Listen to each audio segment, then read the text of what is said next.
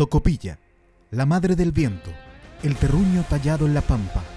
Tus mujeres, el pique y los muelles fecundaron tu nombre por siempre.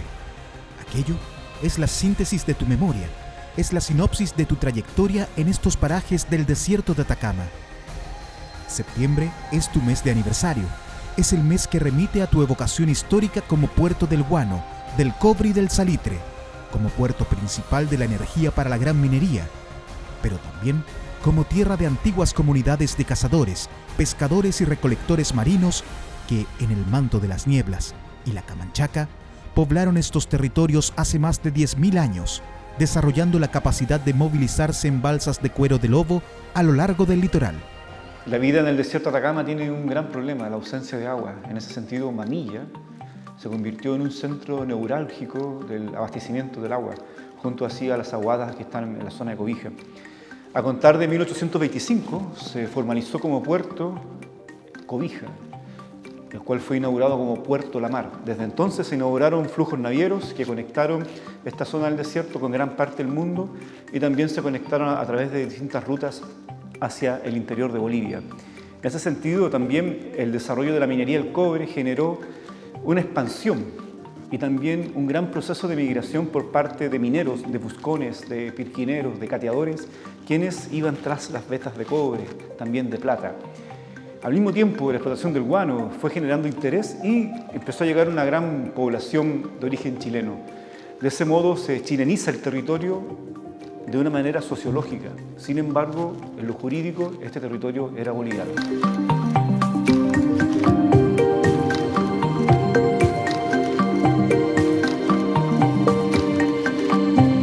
El origen urbano de Tocopilla está completamente remitido al desarrollo de la minería en tiempos en que pertenecía al Estado boliviano, momento en que se atestiguaron múltiples migraciones y proyectos extractivos. En 1840 llega desde Francia, desde el sur de Francia, desde la ciudad de Pau, un joven llamado Dominique Latrille. Él llegando, castellaniza su nombre y se convierte en Domingo Latrille. Junto a un hermano, llegan a la zona de Cobija, se dirigen a Mejillones, descubren y explotan lo que es llamado el guano rojo, un guano muy rico en nitrógenos, que era un muy buen fertilizante para la agricultura de Europa. Ellos empiezan a desarrollar una gran cantidad de actividades que les genera cierto renombre, logran insertarse muy bien en lo laboral y empiezan a desarrollar una serie de actividades mineras, particularmente en los cerros que bordean Cobija. El año 1843, el prefecto de Cobija encomienda a Domingo Latrille un trabajo en Tocopilla, en esta zona que aún no era conocida como tal, sino que era conocida como Algodonales. El 28 de septiembre de 1843 llega Domingo Latrille, realiza un trabajo de mensura, realiza un plano, una cartografía, y el 29 se adjudican unos terrenos a una empresa minera que fue formada en Valparaíso y que ya funcionaba en Tocopilla desde 1842, de la mano de un minero llamado Zenón Urbistondo. Estos mineros necesitaban regular el uso del territorio y en ese sentido Latrille realiza la mensura, realiza este plano y realiza el primer mapa de Tocopilla y proyecta una ciudad. El 29 de septiembre se entregan los terrenos a esta empresa minera y el 4 de octubre de 1843 se formaliza Tocopilla como un asentamiento minero. Desde entonces Tocopilla empieza a tener una expansión urbana como un centro minero y Latrille se convierte en el primer corregidor, una especie de primer alcalde. Esto ocurrió en 1848 cuando Bolivia declara Tocopilla como un cantón. Pasa de caleta a cantón y luego en 1866 se convierte en una aduanilla. En toda esta escena, Domingo Latrille se convierte en un minero porque instala una fundición en la zona de Duendes, en la zona que está ubicada al norte de Tocopilla. Allí instala hornos, un trapiche e instala una gran cantidad de andariveles que transportan todos los minerales que estaba explotando en el cerro llamado Tocopilla, que hoy es conocido como el Cerro La Cruz. En ese sentido, Tocopilla se convierte en un puerto menor a contar de 1871 y poco a poco empiezan a aumentar los flujos navieros, empiezan a aumentar las cantidades de cobre que se explota y Tocopilla pasa a ser un lugar que pasa a ser reconocido por la cartografía económica, por tanto boliviana, por tanto también como zona que era fronteriza con Chile. En este transcurso minero surgieron conflictos internacionales que modificaron sustantivamente el devenir de Tocopilla. Una guerra minera entre Chile, Perú y Bolivia significaron el cambio de nacionalidad de la ciudad. En 1879, en el marco de una tensión empresarial y estatal que ocurre entre intereses ingleses, chilenos, con el Estado boliviano, se da pie a lo que es la Guerra del Pacífico. Esto significó que Tocopilla se convirtiera en una ciudad chilena a contar del 22 de marzo de 1879. De esa forma, en Tocopilla se inicia un proceso que es llamado como la chilenización, lo cual implica el cambio de nombre de todas las calles, significa nuevas autoridades, la llegada de militares, de nuevos sacerdotes, de una nueva escuela. Y esto también conlleva a la reorganización de la industria del salitre, particularmente de la zona del cantón El Toco, ubicada en el interior de Tocopilla.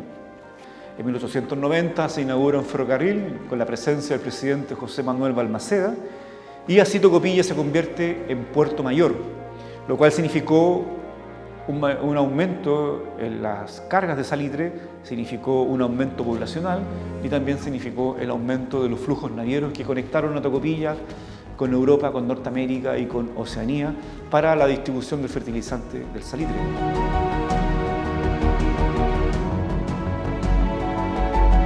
La identidad productiva del puerto estaría fuertemente marcada por la generación de energía eléctrica para la mina de Chuquicamata, a contar de 1915.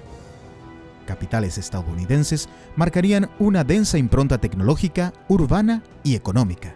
En el marco de que Tocopilla se iba convirtiendo en una ciudad chilena, en 1912, en la ciudad de Nueva York, se crea una empresa que estaba proyectando la implementación de la mina de cobre más grande del mundo, en Chuquicamata. Esta empresa se llamaba Chile Exploration Company, quienes habían proyectado también la instalación de una termoeléctrica, la cual había sido proyectada en el puerto de Cobija, el cual a esta altura ya era un puerto desmantelado por efecto de la guerra, por efecto de los maremotos, y los norteamericanos ven que es un sector seguro para la construcción de una termoeléctrica. Sin embargo, los tocopillanos protestaron y los norteamericanos cedieron e instalan la termoeléctrica en Tocopilla a contar de 1913 y se inaugura el 18 de mayo de 1915. Esto implicó que Tocopilla se convirtiera en un centro tecnológico, en un centro de inserciones tecnológicas de una vanguardia técnica que hizo que Tocopilla tuviera la termoeléctrica más potente que Electric Potomac, que estaba en Washington. Al mismo tiempo se instalan una gran cantidad de tanques de petróleo y se inicia la conexión de Tocopilla con Chuquicamata a través de 1913 torres que trasladan la energía a alta tensión. Esto hace que también que Tocopilla esté conectado directamente con California, desde donde llegaba el petróleo. Sin embargo, en el marco de toda esta tecnología que destaca Tocopilla internacionalmente, la ciudad no tenía luz. La electricidad llega a Tocopilla recién en 1942. Antes de ese periodo, la electricidad en Tocopilla la brindó una empresa de origen yugoslavo. Más allá de estas anécdotas, Tocopilla se convierte en la capital de la energía y sustenta a la gran minería del cobre durante gran parte del siglo XX. La aparición del salitre sintético desmanteló toda una industria desde Tarapacá hasta Taltal en la década de 1920. Sin embargo, en Tocopilla se vivió un proceso distinto que llevaron a consolidarla como un puerto salitrero durante todo el siglo XX. En la década del 20 se vive un desmantelamiento de lo que es la industria del salitre, particularmente en la zona de Tarapacá, Antofagasta y Taltal, y también en la zona del Cantón del Toco. Simultáneamente, los capitales norteamericanos que habían invertido en Chuquicamata deciden invertir ahora en la industria del salitre e instauran un sistema técnico que se llama el sistema Guggenheim, lo cual implica una nueva forma de lixiviación del caliche y se genera una nueva sociabilidad en La Pampa, porque surge María Elena y la oficina Pedro de Valdivia en 1926, María Elena, y la segunda en 1931. Son dos grandes ingenieros los que lideran este proceso, Elias Capelan y Starley Fried, los cuales implementan este sistema de lixiviación que genera un nuevo producto químico, una diversidad de los nitratos y tiene la particularidad que el salitre tocopillano Es una perla esférica a la cual no le entra humedad, lo cual permite que el producto llegue de muy buena calidad a los puertos en los cuales estaba siendo requerido. De esa manera, la potencia eléctrica que tenía Tocopilla facilitó la electrificación del ferrocarril de Tocopilla al Toco. Así llegan máquinas directamente desde Nueva York y aumenta evidentemente la escala del traslado del mineral al puerto. En ese sentido también, mientras se vive el desmantelamiento en Iquique, en Taltal, en Pisagua, en Antofagasta, Tocopilla está teniendo un aumento de los flujos navieros porque el salitre tocopillano pudo competir con el mercado internacional y pudo hacer el peso al salitre sintético, el cual era muy contaminante. Sin embargo, las propiedades químicas del fertilizante natural que se producía en la zona del Toco era de muy alta calidad y permitió que Tocopilla tuviera una visibilidad en el marco de una escena de desmantelamientos en la industria del salitre. Desde el principio del siglo XX, Tocopilla también sería una de las cunas del movimiento obrero chileno, gracias a la creación de la Mancomunal de Obrero, obra del destacado dirigente e intelectual Luis Emilio Recabarren.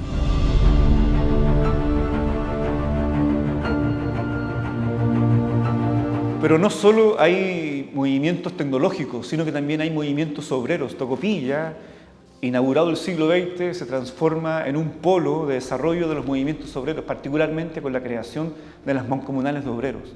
En 1902 se funda la segunda mancomunal de Chile en Tocopilla, gracias a la obra del gran dirigente obrero y además intelectual Luis Emilio Recabarren.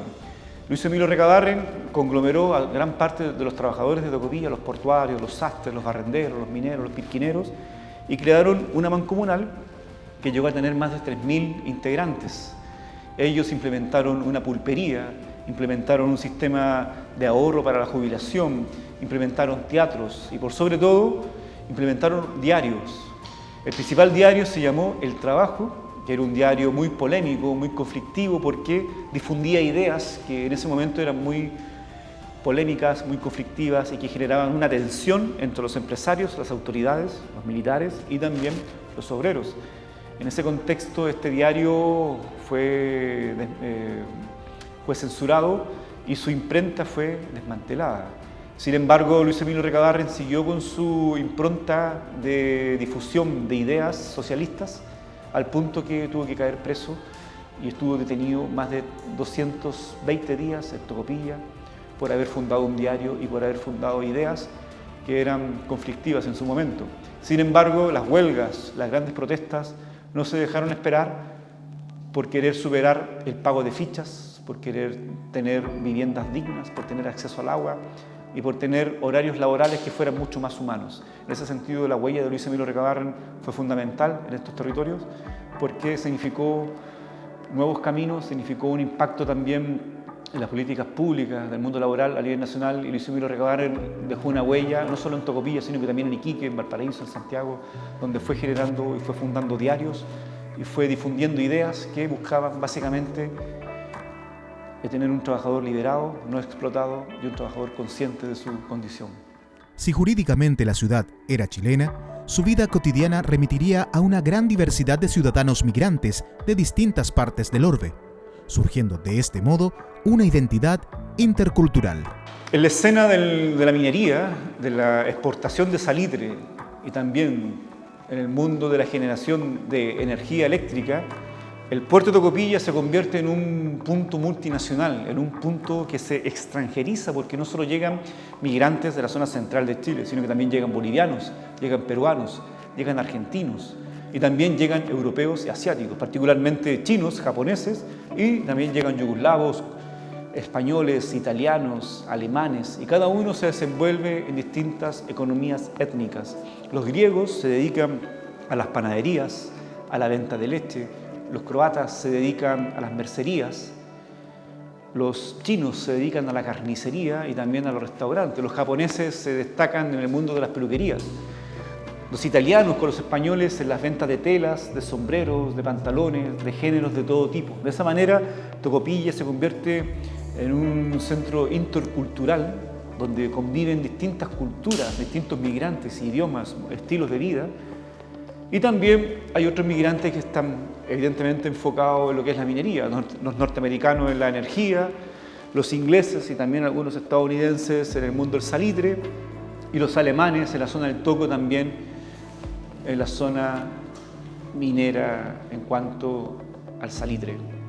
De esa manera, Tocopilla sigue siendo un punto muy diverso, que también lleva a que muchos tocopillanos sean también emigrantes. Por ejemplo, en la década del 80, muchos tocopillanos se van a North Shopping, donde hay una gran comunidad de tocopillanos, quienes se fueron, pero iban ya con una especie de memoria y una conexión de sentidos con lo que ellos vieron en Tocopilla, que era una ciudad multinacional, y llegaron a Suecia y pudieron insertarse laboralmente, a saber de ser un país muy distinto.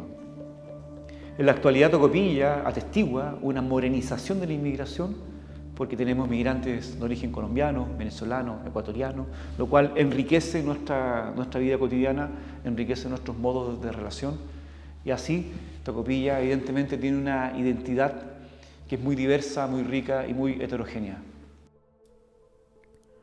Hablar de historia es también incluir los hechos dolorosos, los efectos de diversas catástrofes en el territorio. En varios pasajes de la historia, la naturaleza no tuvo contemplaciones. Sin embargo, la población siempre encontró los caminos para reconstruirse. El puerto de Tocopilla ha sido testigo, por sobre todo víctima, de distintas catástrofes naturales y sanitarias. Tenemos el caso, por ejemplo, de 1868, donde hubo un terremoto y un maremoto, situación que se repite 9 años después, en 1877. 2 años después viene la guerra y simultáneamente viene un proceso de bubónica. En 1912 llega la fiebre amarilla desde Guayaquil. El año 22 viene un pequeño maremoto. El año 28 un aluvión que impacta en Gatico y en Tocopilla. En 1940 otro aluvión, el 25 de julio, que significó el fin de Gatico y significó un fuerte impacto social y humano en la ciudad de Tocopilla, particularmente en un barrio que se llamó La Manchuria. En 1967 vino otro terremoto y también sabemos del terremoto del año 2007 y del aluvión del año 2015. El dato es que son los aluviones los que han generado más muerte que los terremotos o que cualquier otra catástrofe, salvo también las crisis sanitarias, donde en 1912 murieron más de 320 personas. Sin embargo, el impacto que ha tenido estas catástrofes no solo es en lo material, sino que también ha tenido un impacto en la sociología de la ciudad. Si bien la ciudad después de estas catástrofes ha cambiado, no solo en lo material, no solo en lo urbano, no solo en lo arquitectónico, sino que también ha cambiado lo sociológico, porque la comunidad reafirma su pertenencia con Tocopilla y curiosamente después de estas catástrofes aumenta el arraigo, a saber que estas catástrofes nunca han tenido una contemplación con este puerto minero. La economía local también se ha visto afectada por las relaciones complejas que ha establecido el mercado y la industria de la minería. Así, el puerto tocopillano ha sido afectado por grandes crisis económicas, muchas de ellas siendo fruto de los impactos ejercidos por decisiones que se tomaron más allá de nuestras fronteras regionales y nacionales. En este puerto siempre ha persistido la idea de ser la Cenicienta de Chile, en el sentido de que se recibe muy poco en el marco de lo que se produce o de lo que se trabaja. En ese sentido también se han enfrentado sendas crisis. El año 1932 Tocopilla recibió a gran parte de los obreros que venían de las salitreras que se estaban desmantelando, las salitreras del sistema Chang. Tocopilla se convierte en un puerto que los recibe y esto generó muchos problemas de orden sanitario, el hacinamiento, generó también la expansión de la ciudad en los bordes y en los cerros. Pero también tenemos el caso de la tecnología que impacta fuertemente en el mundo laboral. El año 61 se inauguró el llamado brazo mecánico, lo cual significó el reemplazo del hombre por la máquina. Trabajaban cientos de paleros, estibadores, lancheros, y una vez que se mecaniza el embarque salitre, estos trabajadores quedan cesantes. Así se inaugura una crisis que busca solucionarse. Una de esas soluciones proyectadas fue unir Tocopilla con Iquique a través de un camino costero, lo cual se logra recién en el año 1971. Sin embargo, este camino no generó las respuestas que se esperaban. Y el año 82, también en el marco de un cambio del modelo económico a nivel nacional, Tocopilla tiene una gran crisis que impacta en la pequeña minería. El año 1992 también viene otro proceso de crisis que tiene que ver con el cierre de faenas mineras, con el decaimiento de la industria pesquera.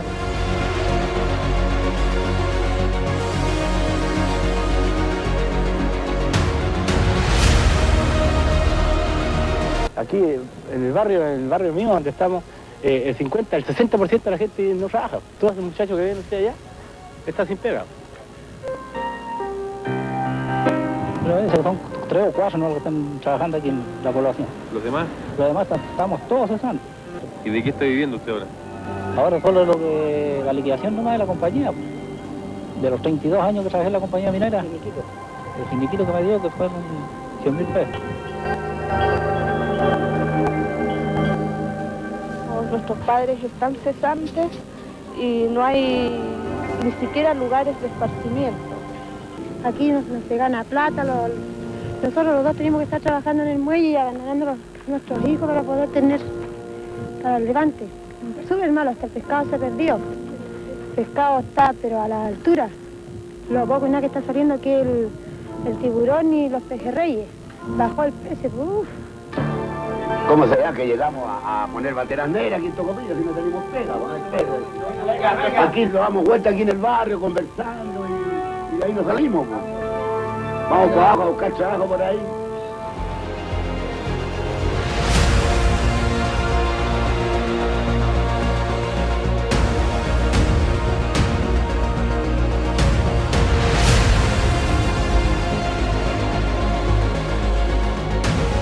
Y luego, casi 10 años después, en el año 2003, Tocopilla se convierte en el Tucumán del norte de Chile, porque simultáneamente en estas dos ciudades se viven crisis económicas que están muy marcadas y que impactan fuertemente en las familias, generando aumento de la pobreza, al punto que el censo del año 2002 mostró un descenso en la población y la ciudad de Tocopilla no se ha desarrollado en lo poblacional en comparación con lo que ha ocurrido en Iquique, gran centro comercial, en Calama, la capital minera, y Antofagasta, el puerto del cobre.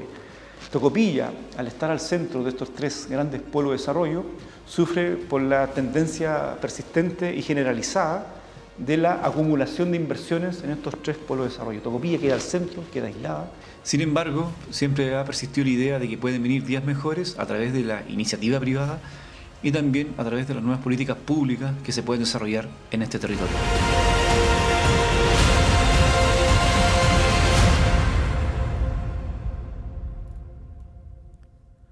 Los procesos económicos han empujado sacrificios ambientales que han tenido fuertes repercusiones en la población.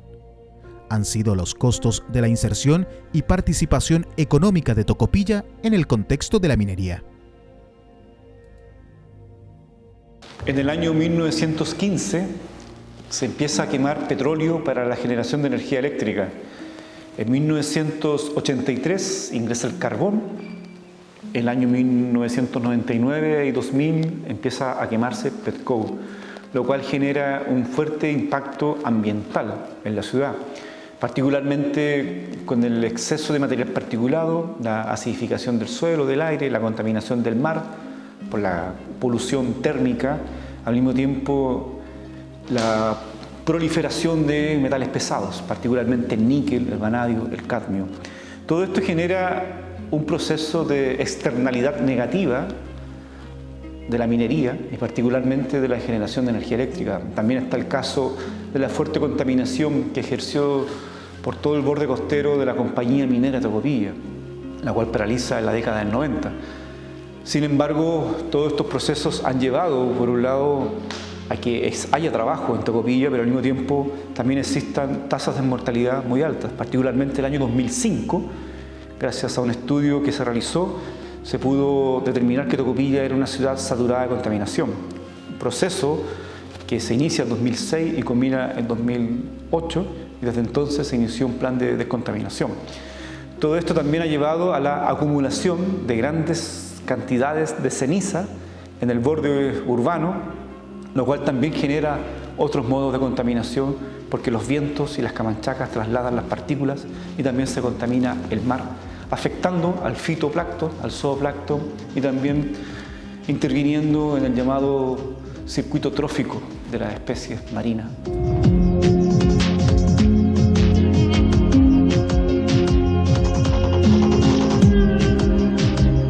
Más allá de la crisis, los tocopillanos y tocopillanas no pierden las esperanzas de mejores futuros, de caminar con nuevas luces y hallar los destinos que traigan mejores días para sus hijos. El puerto tocopillano siempre se ha caracterizado, más allá de sus catástrofes, de sus tragedias, siempre ha tenido el afán de búsqueda de nuevos tiempos, el desarrollo del trabajo, pero por sobre todo el tocopillano se caracteriza por su arraigo, por su cariño a la tierra y por una sociología del cariño en cuanto a un territorio que deja una memoria y que impacta mucho en la biografía de nosotros, los tocopillanos. En ese sentido, si bien muchos tocopillanos se han ido solamente físicamente, porque en su corazón, básicamente, Tocopilla sigue presente, sigue latiendo los recuerdos de la juventud, de la infancia, de la escuela, el recuerdo de sus calles, de sus plazas, de sus cerros.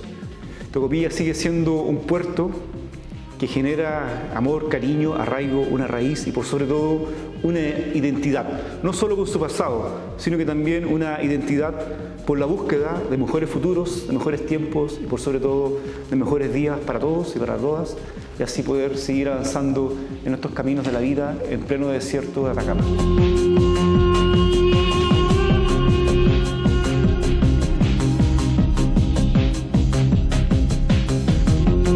Tocopilla, la tierra que inspiró el canto de los poetas taciturnos y elocuentes.